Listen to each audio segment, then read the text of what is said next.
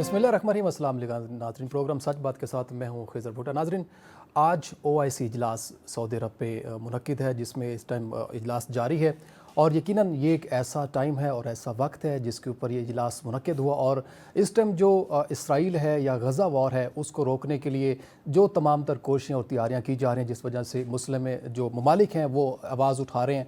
और यकीनन ये इस वक्त जब अमेरिका के सदर डोनाल्ड ट्रंप मुंतखब हुए हैं, ये कितना अहम है। और यकीनन इसके बाद जो अब सऊदी अरब की सरबराही खबर एजेंसी के मुताबिक जो है ये अपडेट किया गया है, इस्लामी ममालिक जो समिट की अहम तरजीहात है उसमें इसराइली जारियत को रुकवाना और शहरियों का तहफ़्फ़ुज़, फ़लस्तीनी और लबनानी अवाम को मदद फराहम करना, पोजीशनों को मुतहद करना और बैनुल-अक़वामी बरादरी पर दबाव डालना शामिल है ताकि वो जो खित्ते में जारियत है उसको रोक सकें।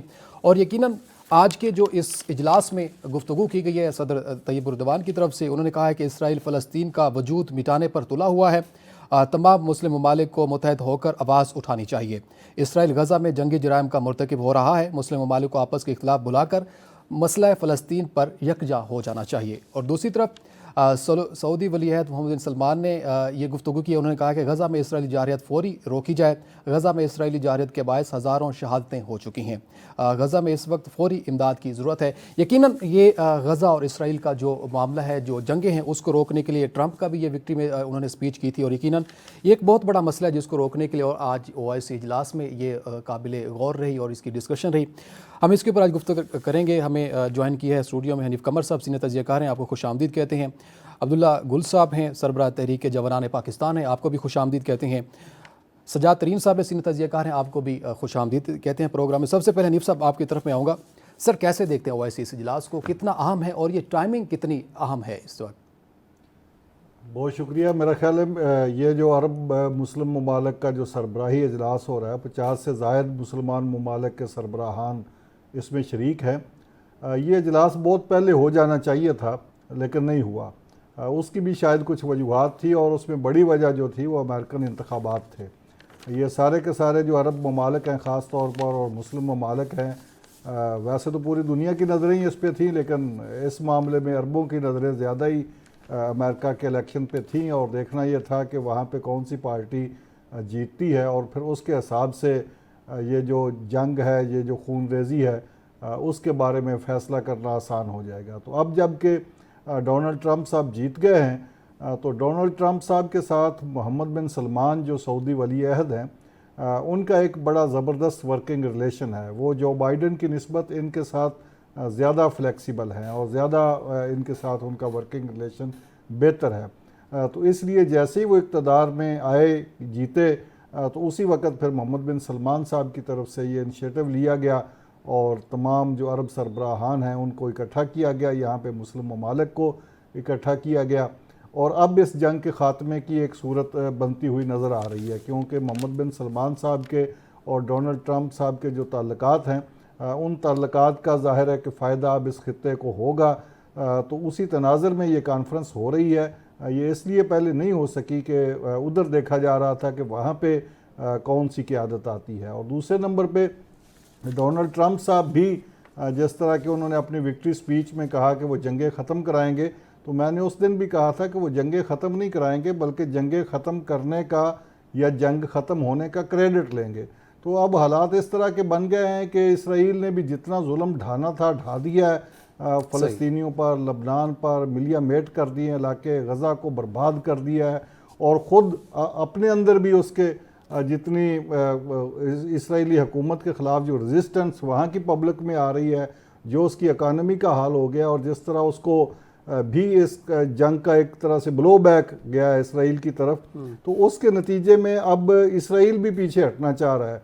तो अब एक सेफ पैसेज मिल जाएगा इसराइल को और देखना ये है कि आज की ये जो कॉन्फ्रेंस जारी है इसका डेक्लेरेशन क्या आता है। उस डेक्लेरेशन को देखने के बाद मज़ीद पिक्चर वाज़ेह होगी कि ये दो रियासती हल की तरफ जाने की बात मज़ीद तेज़ होगी या इब्राहिम अकॉर्ड जिसका तज़किरा होता रहा है और डोनाल्ड ट्रंप ने पिछले अपने दौरे हुकूमत में भी जिस पर पेशरफ्त करने को कहा था उस पे जाते हैं, या हार्ड कोर मुस्लिम कंट्रीज़ जो हैं उनकी आवाज़ सुनी जाती है जो इसराइल को एक गासिब तस्वर करते हैं और उसके वजूद को बिल्कुल नाजायज़ समझते हैं। देखना ये होगा कि एक्सेप्ट करना इब्राहिम जो आप कह रहे हैं प्रोजेक्ट है, डोनाल्ड ट्रंप ने पहले भी कहा था, اب حل تو نکل آئے گا کوئی نہ کوئی. اس بارے میں تو یہ ایک بات تو اسٹیبلش ہو چکی ہے کہ ڈونلڈ ٹرمپ صاحب کا جیتنا، اور جیسا کہ میں نے مشرق وسطیٰ کی، اسرائیل کی اور یہ ساری صورتحال کا ذکر کیا، اور ڈونلڈ ٹرمپ کے محمد بن سلمان کے ساتھ اچھے ریلیشن، اور پھر ڈونلڈ ٹرمپ کے داماد کا جو ہے وہ اسرائیل میں اسٹیک ہونا، اور یہ ساری سچویشن اس بات کی طرف تو اشارہ کر رہی ہے کہ اب اس کا حل تو کوئی نہ کوئی نکلے گا، لیکن وہ نکلے گا کیا، اس کی راہیں بھی آج ہمیں نظر آئیں گی اس ڈیکلریشن کے بعد. صحیح ہے. عبداللہ صاحب آپ کی طرف آؤں گا. سر کتنا اہم سمجھتے ہیں اس سربراہی اجلاس کو جو سعودی عرب میں اس ٹائم چل رہا ہے، یہ کتنا اہم ہے اور اس کی ٹائمنگ کتنی اہم ہے؟ اور دوسرا، کیا یہ واقعی ٹرمپ کا ویٹ ہو رہا تھا کہ وہ آئیں گے تو معاملات بہتر ہوں گے، اور واقعی کیا وہ کریڈٹ لینا چاہیں گے جنگ بندی کا؟ بسم اللہ الرحمن الرحیم. بہت شکریہ. دیکھیں، ظاہر ہے ڈونلڈ ٹرمپ صاحب کو اپنی جو جیت ہے اس کے بعد کچھ نہ کچھ تو دنیا کو دکھانا ہے. اگر وہ نہیں دکھا پائیں گے تو پھر ان کی اور بائیڈن کی پالیسیوں کا تسلسل لگے گا بجائے اس کے کہ کوئی فرق نظر آئے. اس لیے یہ تو وہ چاہیں گے، لیکن اس ٹائم پہ کوئی بھی چیز قبل وقت اس لیے ہے کیونکہ ڈونلڈ ٹرمپ جو ہے وہ ابھی تک صدر تو منتخب ضرور ہوئے ہیں، لیکن حلف برداری کی تقریب جو ہے وہ نہیں ہوئی. اور امریکہ کے اندر جب تک کہ کوئی صدر نہ بن جائے تب تک آخری دن تک جو صدر ہوتا ہے وہ اس کے پاس بہت زیادہ اختیارات ہوتے ہیں، یعنی کہ وہ کچھ بھی چاہے وہ کر سکتا ہے. تو پہلی بات تو یہ وجہ ہے. دوسری بات یہ ہے کہ اس سے اگر سعودی عرب میں اجلاس ہو رہا ہے تو یقیناً ڈونلڈ ٹرمپ صاحب کی ایک جو ابھی فتح ہے اس کا تھوڑا سا تو اثر ضرور آئے گا. لیکن اگر آپ کہیں کہ کوئی ایڈمنسٹریٹو یا کوئی باقاعدہ ڈائریکٹو آئے گا، میں نہیں سمجھتا کہ اس ٹائم پہ وہ آ سکتا ہے، یا اس کو اگر آیا بھی تو قابل قبول سمجھا جائے گا، کیونکہ ابھی ہنوز دلی دورست، ابھی بہت ٹائم ہے. 20 جنوری 2025 کو انہوں نے جو ہے مسند اقتدار کے اندر آ بیٹھنا ہے. تو ایک بات تو یہ بات ہے. دوسری بات یہ ہے کہ ڈیل آف دا سینچری جو تھی، وہ تو ڈیل آف دا سینچری جو ہے وہ تو میرے خیال میں ڈیتھ آف اے نیشن جو ہے وہ نظر آئی. اور ڈونلڈ ٹرمپ کا یہ فارمولا جو ہے یہ کامیاب نہیں ہوا. 2 اسٹیٹ سلوشن کی جو بات کی جا رہی ہے، 2 اسٹیٹ سلوشن بھی جو ہے وہ موجودہ صورتحال کے اندر جہاں اتنی شہادتیں ہو چکی ہوں اور اتنا ظلم ڈھا دیا گیا ہو، تو آپ کا خیال ہے کہ 2 اسٹیٹ سلوشن کے اوپر لوگ اب مانیں گے؟ کیا خطہ مانے گا، کیا علاقہ مانے گا؟ لیکن ان سب کے باوجود میں سمجھتا ہوں کہ ابھی جس طریقے سے ایرانی وزیر خارجہ صاحب جو عراقچی صاحب ہیں وہ پاکستان تشریف لائے، وہ جنرل عاصم منیر صاحب سے بھی ملے. اس کے بعد 2 دن کے بعد ہی ان کے جو نائب وزیر دفاع تھے وہ بھی تشریف لے کے آئے. تو یہ بڑی اہم باتیں ہیں. اور پھر جنرل عاصم منیر صاحب کا سعودی عرب روانہ ہونا، تو اور محمد بن سلمان صاحب سے ملاقات کرنا، یہ ایک بیک ڈور چینل نظر آ رہے ہیں، جس سے یہ بھی نظر آ رہا ہے کہ پاکستان کو ایک بڑے قد کے حوالے سے جو ہے وہ دیکھا جا رہا ہے.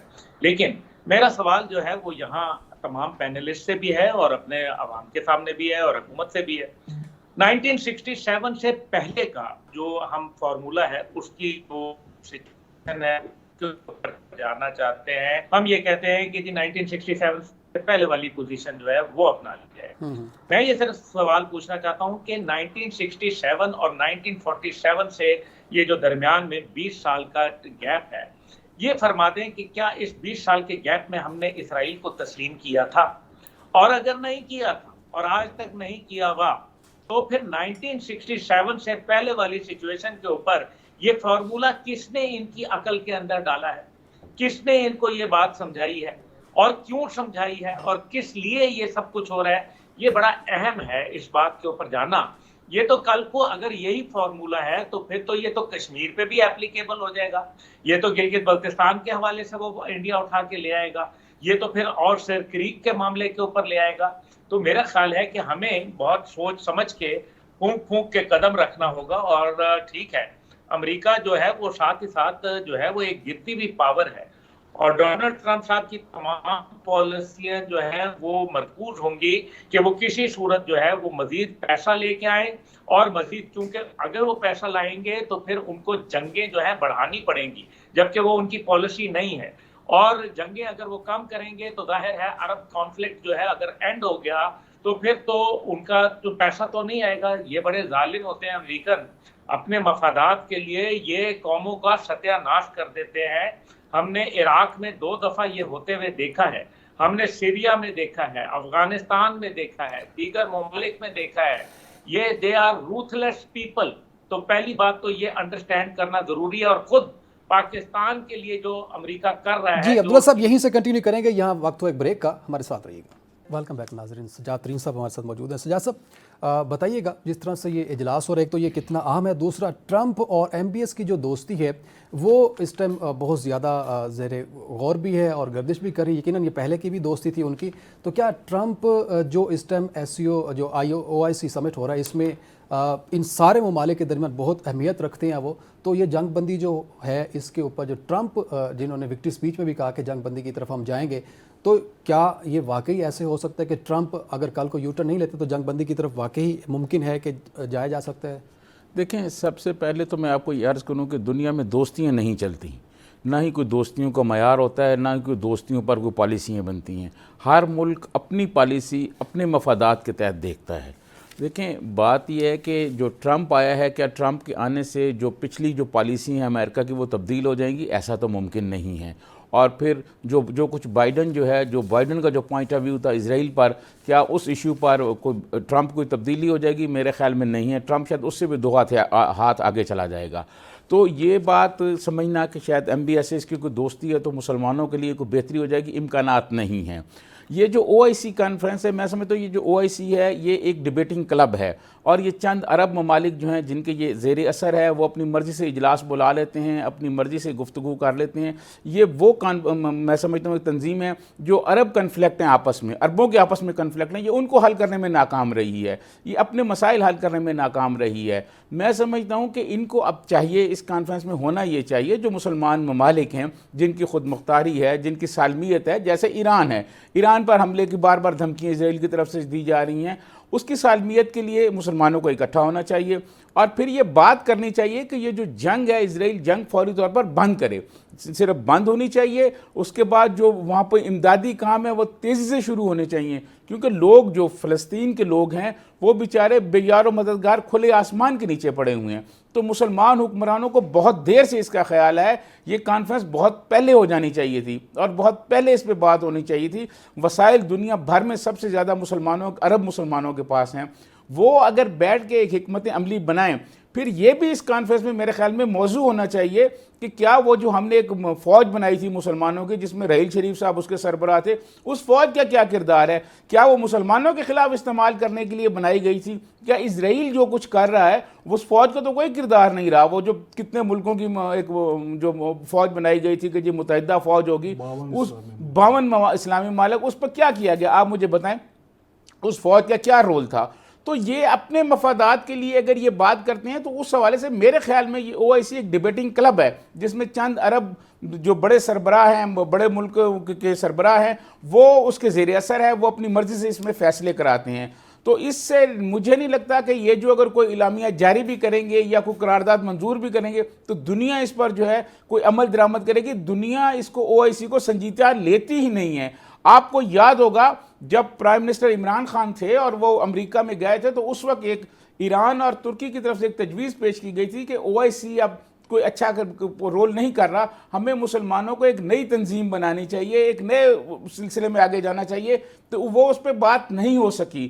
جب وہ ترکی میں جمع ہوئے تو بدقسمتی سے ہمارے پرائم منسٹر کو ٹیلی فون کال آ گئی، وہ نہیں گئے. تو او آئی سی جو ہے نا، میرے خیال میں یہ کوئی اتنا متحرک ادارہ نہیں ہے کہ یہ رول کر سکے، کوئی امپیکٹ کر سکے. بس یہ گفتگو ہوگی، بات چیت ہوگی، اور اس کے بعد ایک وہاں سے اعلان جاری ہو جائے گا، اس کے بعد کچھ نہیں ہوگا، اور نہ ہی ٹرمپ اس کو سنجیدہ لے گا، نہ کوئی دنیا اس کو سر. سنجیدہ اس میں لے پھر گی. مین رول کس کا ہوگا؟ ہم کس کی طرف دیکھ رہے ہیں؟ اگر ہمارے 57 ممالک بھی متحد ہو کر آپ کوئی فیصلہ نہیں کر سکتے، کسی چیز کو روک نہیں سکتے، جنگ کو نہیں روک سکتے، تو پھر ہم کس کی طرف دیکھیں گے اور کس کا انتظار کر رہے ہیں؟ دیکھیں، میں آپ کو عرض کروں کہ یہ جتنے مسلمان ممالک ہیں نا، جن کے پاس وسائل ہیں، ہمارے پاس تو وسائل ہی نہیں ہیں. ہمارے لیے تو آئی ایم ایف کو وہ آنکھ مار دے گا ٹرمپ تو ہمارے لیے مسائل پیدا ہو جائیں گے. ہم تو ایک غریب ملک ہیں. اس طرح دنیا میں جو وسائل رکھنے والے ملک ہیں، جن کے پاس وسائل ہے، ان کو یہ سوچنا چاہیے یہ کیا کرنا چاہیے. دیکھیں، بات یہ ہمت اور حوصلے کی بات ہوتی ہے. آپ دیکھ لیں یمن والوں نے اسرائیل جنگ میں کیا رول ادا کیا ہے، لبنان کو دیکھیں، حزب اللہ کو دیکھیں. یار ان سے تو زیادہ وسائل ہیں ان لوگوں کے پاس، عرب دنیا کے پاس. یہ کیوں نہیں مطلب ان کی مدد کر سکتے؟ اس لیے کہ یہ کرنا نہیں چاہتے. یہ تمام جو مسلمان عرب حکمران ہیں، इनको अपनी अपनी हुकूमतें पसंद हैं, अपना इक़्तिदार इनको पसंद है, ये अपने इक़्तिदार को छोड़ना नहीं चाहते, इसीलिए कोई पोजीशन नहीं लेना चाहते। जो पोजीशन लेने के उसमें हैं, हक में हैं, जो पोजीशन लेना चाहते हैं या ले सकते हैं, जिनके पास वसाइल हैं, वो तो नहीं ले सकते। लेकिन पाकिस्तान जैसे गरीब मुल्क में और तो कुछ नहीं है, गरीब अवाम सड़कों पर निकल आती है, एहतजाज भी करती है, हंगामे भी करती है, मुजाहरे भी करती है। आप देख लें अरब दुनिया में कोई मुजाहरे नहीं हुए, बल्कि वो जिनको हम काफिर कहते हैं, बरतानिया, अमेरिका और वहाँ फलस्तीन के हक में मुजाहरे हुए हैं, हम कुछ नहीं कर सके। तो ये OIC से मुझे नहीं कुछ ज्यादा उम्मीद। जी सही है। हनीफ साहब आपकी तरफ आऊँगा। सर क्या वाकई ऐसे अगर मुत्तहिद होकर पहले भी हम OIC इजलास बुला सकते थे और मुत्तहिद होकर इस जो फ़लस्तीन, गज़ा और इसराइल वॉर है इसको रोक सकते थे, या कुछ भी हम स्टेप ले सकते थे, नहीं लिया गया? क्या हमारे अंदर वो विल नहीं है कि हम इसको रोक सकें, या फिर हमारे पास वो अपने मफादात के अलावा कुछ और नज़र नहीं आता? प्रिंसिपली तो बात ठीक है सज्जाद तरीन साहब की, कि पाकिस्तान के नहीं सिर्फ अरब दुनिया और मुसलमान ममालिक, उनका जो किरदार है सारे कज़िये में थ्रू आउट रहा है, वो बज़ाते ख़ुद एक प्रॉब्लम है, प्रॉब्लम सलूशन की बजाय ख़ुद पार्ट ऑफ प्रॉब्लम है। जब उनके आपस के इख्तलाफात इस लेवल पे चले जाते हैं तो उसका फ़ायदा इसराइल ने किस चीज़ का फ़ायदा उठाया? अरब मुल्कों को आपस में लड़ाया, अरब और अजम की जंगों का फ़ायदा इसराइल ने उठाया। तो ये सारी सूरत हाल में जो मुसलमान ममालिक का किरदार है वो तो ख़ुद प्रॉब्लमेटिक है। लेकिन इस सारी सिचुएशन के बावजूद जो एक रे ऑफ होप नज़र आती है वो ये है कि इस वक्त जो जंग है ना वो तबाही के उस दहाने पर ख़ित्ते को ले गई है कि अब उससे आगे मज़ीद तबाही और क्या होगी। इसलिए अब इसका कोई मंतकी अंजाम तो होना ही है, और उस मंतकी अंजाम का मैं बिल्कुल सज्जाद साहब की बात से इत्तेफाक करता हूँ। आप देखें कि डोनाल्ड ट्रंप को कोई इस बात की फ़िक्र नहीं है कि वो मशरिक़ वस्ता में आग और बारूद का खेल ख़त्म करेगा, ना उसकी कोई पॉलिसी है, ना उसकी कोई ऐसी ख्वाहिश है। उसने पूरी अपनी इलेक्शन कैंपेन के दौरान एक लफ्ज़ भी इसराइल की मजम्मत में नहीं कहा, डोनाल्ड ट्रंप ने भी नहीं कहा और जो बाइडन ने तो कहना ही क्या था। तो इसलिए उससे आप अंदाज़ा कर सकते हैं कि जब उसको उन वोटर्स की ज़रूरत थी जो फ़लस्तीन के हक़ में मुजाहरे कर रहे थे, उस वक्त भी उसने इसराइल के मजम्मत में एक लफ्ज़ नहीं बोला, तो आज वो आके इसराइल के ख़िलाफ़ क्या करेगा? लेकिन क्रेडिट ज़रूर लेगा। अब चूँकि इसराइल भी वो नको नक हुआ पड़ा है जंग से, और फ़लस्तीन में, लबनान में जितनी तबाही हो गई है, अब उसका कोई मंतकी अंजाम निकलना है, इसलिए उसका क्रेडिट ट्रंप लेगा। और ट्रंप के जो दोस्त हैं वो उसके लिए रास्ता हमवार करेंगे, ग्राउंड बनाएंगे, और वो ग्राउंड बनाने का यही एक तरीका है कि सारे ममालिक को अब इकट्ठा किया गया है। अब अगर मोहम्मद बिन सलमान जो हैं वो इस सारे मामले को लीड कर रहे हैं, वो एक ग्राउंड बनाएंगे और ऐसे लगेगा कि उनका मुतालबा भी तस्लीम हो गया है और ट्रंप साहब का भी जो वादा है वो भी पूरा हो गया। तो इस तरह का कोई अब्दुल्ला साहब आपकी तरफ में आऊँगा। जी बहुत शुक्रिया। अब्दुल्ला साहब आपकी तरफ में आऊँगा। सर क्या वाकई, एक तो ट्रंप के बारे में मशहूर है कि वो यू टर्न ले सकते हैं, वो यू टर्न लेते भी रहते हैं अक्सर, तो क्या वो यू टर्न ले सकते हैं इस मामले को अगर उनको अपना मफाद नज़र नहीं आता, या फिर अगर उनकी जो ख्वाहिश है, अगर उनके कोई मुतालबात है वो पूरे नहीं कर सकते हम? देखिए ट्रंप जो है वो अब एक्सटर्नल पॉलिसीज पे तवज्जो देने के बजाय इंटरनल मामलात के ऊपर ज़्यादा तवज्जो देंगे, क्योंकि उनको मालूम है कि इस टाइम पे कॉरपोरेट अमेरिका का जो है वो हाल बुरा है, और जाहिर है उसके लिए उन्होंने एक देख लिया कि पॉलिसी जो जंगों की थी उससे अमेरिका को काफ़ी कुछ हासिल हुआ, लेकिन उससे अमेरिका की तबाही जो है वो भी बिल्कुल धारने पे आके खड़ा हो गया, एक तबाही के धारने पे आके खड़ा हो गया। और आज ये आलम है कि उसको मल्टीपोलर जो सुपर पावर्स हैं, दुनिया यूनिपोलर से मल्टीपोलर हो गई, और दो और क्लाइमेट आ गए, एक रूस आ गया और एक चीन आ गया सुपर पावर स्टेटस को शेयर करने के लिए। तो जाहिर है इसके हवाले से बहुत सारे चैलेंजेस हैं, लेकिन ट्रंप यू टर्न लेने के मास्टर हैं, लेकिन उनकी तमाम की तमाम पॉलिसी रिट्रीट की रही है। और मैंने ये देखा है कि उन्होंने नॉर्थ कोरिया से भी जो है वो मामलात किए, अफगानिस्तान से भी उन्होंने वापसी का, इनखला का ऐलान उन्हीं के दौर में हुआ, और फिर इसी तरीके से जो बाकी ममालिक में, सीरिया में भी उन्होंने अपनी फोर्सेस को पुल आउट किया।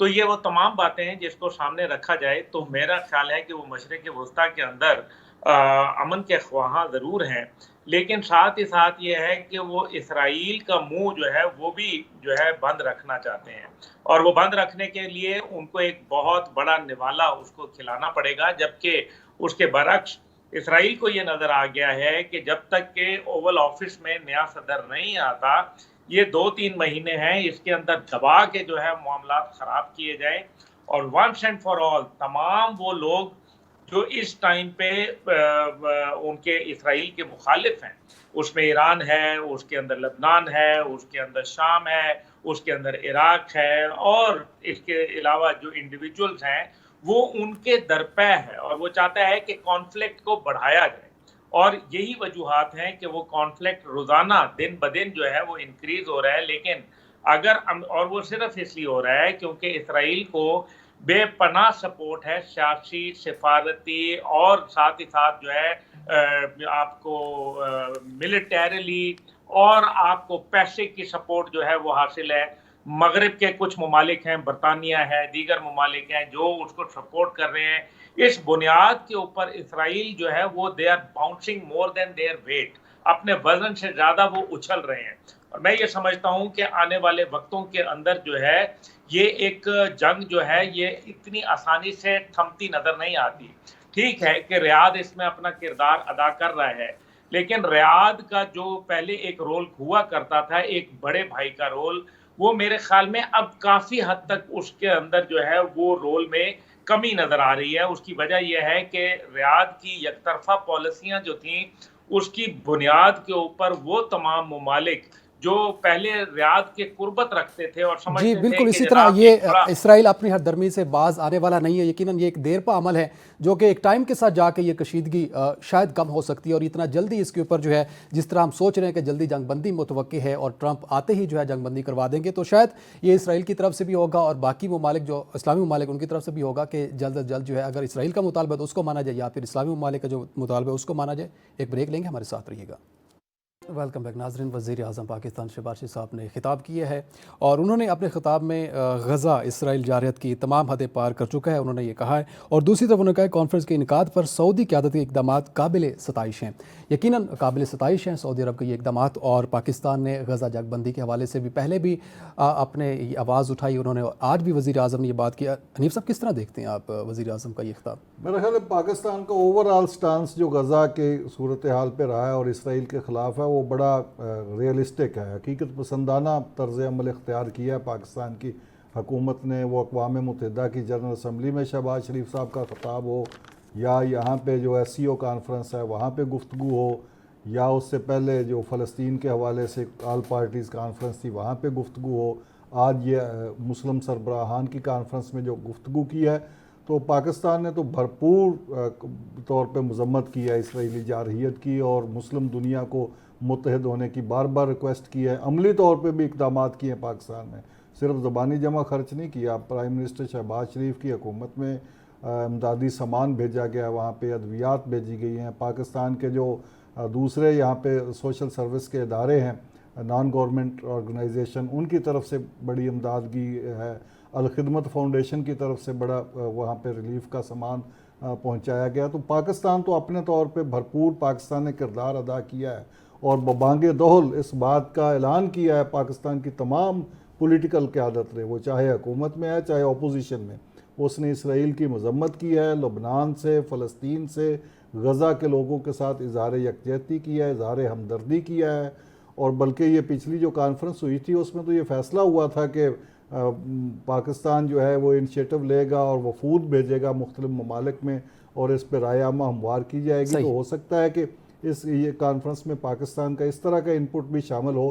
بہرحال یہ وزیر اعظم کا موقف بالکل حقائق کے مطابق ہے، اور پاکستان میرا خیال ہے کہ اس دور میں یہی کچھ کر سکتا ہے۔ باقی جو لیڈنگ کنٹریز ہیں، سعودی عربیہ ہے، ترکی ہے، ایران ہے، ان کو پاکستان کی مکمل سپورٹ تو حاصل ہے ہی، لیکن آگے جو انیشیٹو کو لینا ہے اس پہ پاکستان پھر ساتھ بھی۔ عبداللہ صاحب آپ کی طرف آؤں گا۔ سر، وزیر اعظم نے کہا ہے کہ غزہ میں فوری جنگ بندی ہونی چاہیے، اور یقیناً اسرائیل کے لیے جو ہتھیار فراہم کیے جا رہے ہیں اس کے اوپر پابندی ہونی چاہیے۔ یقیناً یہ ایک بہت بڑا مطالبہ ہے، اور یہ مطالبہ یقیناً یہ ایک ایسا پوائنٹ ہے جو شاید کسی کو برا بھی لگ سکتا ہے۔ سر جی بالکل، امریکہ کی طرف باقاعدہ جو ہے وہ اشارہ کیا ہے، یہ اچھی بات ہے، کرنا چاہیے۔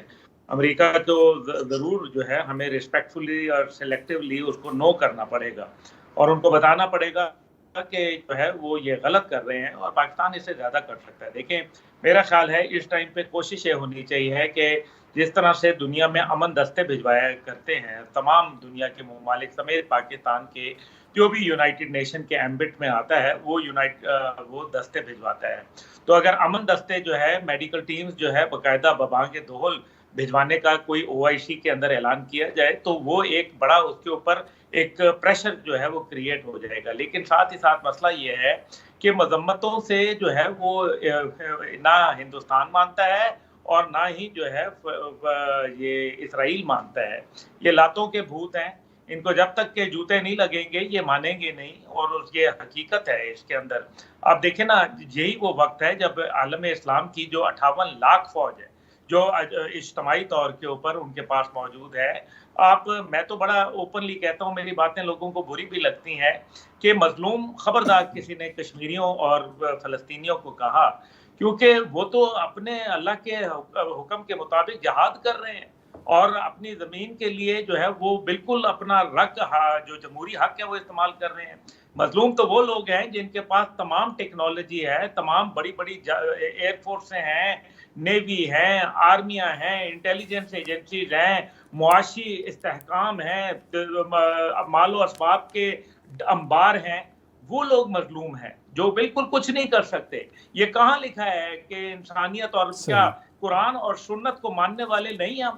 قرآن اور سنت کو اگر ہم ماننے والے ہیں تو بڑا واضح لکھا ہے کہ مسلمان جو ہے وہ ایک جسم کی مانند ہے.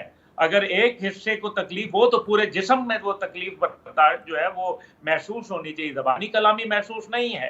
جی بالکل صحیح کہہ رہے عبداللہ صاحب, ہمیں پریکٹیکلی ہونا پڑے گا اور یہ ضرورت ابھی نہیں بلکہ بہت پہلے کی تھی. سجاد صاحب آپ کی طرف ہوگا کہ واقعی OIC کا جو اجلاس ہے اس سے زیادہ بہتر ہے کہ ہمیں پریکٹیکل ہو جانا چاہیے, اور کیسے پریکٹیکل ہو سکتے ہیں؟ اب دیکھیں میں سمجھتا ہوں موجودہ جو OIC ہے اس کا کوئی کردار نہیں ہے دنیا میں, اس کی کسی قسم کا کوئی کردار نہیں ہے, نہ اس کو دنیا میں کوئی مانتا ہے. اب یہ دیکھنا ہوگا مسلمان حکمرانوں کو کہ کیا حکمت عملی اختیار کی جائے. دیکھیں یہ اجلاس تو اس دن ہو جانا چاہیے تھا جس دن اسرائیل نے پہلا اٹیک کیا ہے فلسطین پر, اسی دن یہ ہو جانا چاہیے تھا اور اسے روکنا چاہیے تھا. بیچ میں کہہ دیا یہ میسیج تو چلا گیا, ان کو ہتھیاروں کی فراہمی بند ہونی چاہیے. دوسری بات یہ دیکھیں الفاظ کی گولہ باری کرنے سے تو کچھ نہیں ہوگا. اب ہم اگر تمام مسلمانوں کی میں بات کروں, اگر وہ جنگ نہیں رکوا سکتے تو ان کو اب کیا کرنا چاہیے, اس کانفرنس میں یہ فیصلہ کرنا چاہیے کہ فلسطین کی تعمیر نو کیسے ہوگی. وہاں اسکول ختم ہو گئے ہیں, گھر ختم ہو گئے ہیں, وہاں رہن سہن کی جگہ نہیں ہے, کھانے پینے کی چیزیں نہیں ہیں. فوری طور پر ان کی امداد کم از کم یہ تو بحالی کرائی جائے نا. یہ سارے ملک جو ہیں یہ مل کے اقوام متحدہ کے ذریعے وہاں امدادی کارروائیاں شروع ہوں, وہاں لوگوں کو کچھ خوراک ملے اور جنگ بندی ہو. بھیجی ہیں سر جی, پاکستان نے 6 سے 7 کھیپیں بھیجی ہیں. دیکھیں پاکستان تو اپنی حیثیت میں بھیج رہا ہے نا, لیکن وہاں تو بہت زیادہ چیزوں کی ضرورت ہے نا. کوئی ایک ملک کی اس امداد سے تو کام نہیں چلے گا. وہاں تو پورا کا ملک جو ہے انہوں نے میں سمجھتا ہوں کہ سارا تباہ و برباد کر دیا ہے. اسے دوبارہ سٹینڈ پہ کھڑا کرنا ہے, دوبارہ اس کو لے کے آنا ہے, وہاں تعمیر نو کرنی ہے.